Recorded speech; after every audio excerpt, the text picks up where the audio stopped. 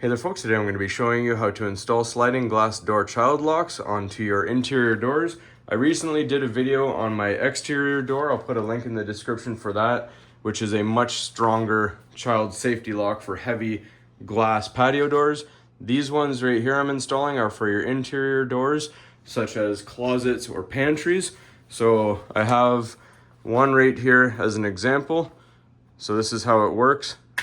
It pops out, and then that'll prevent the door from sliding, and you click it in when you need to install it.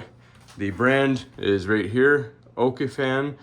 I got this from an Amazon return store, so I'll see if I can find a link for these to put in the description. So let's go ahead and install it.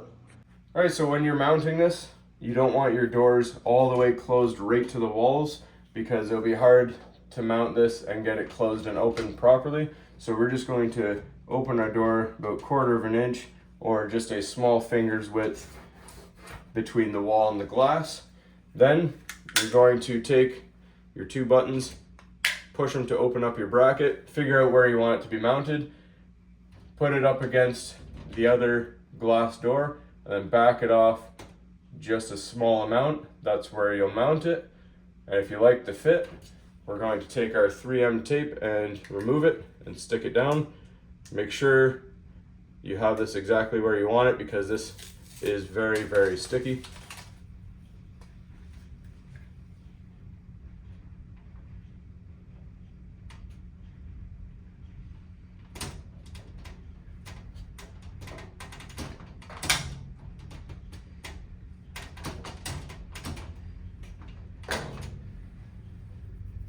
All right, so that is working now.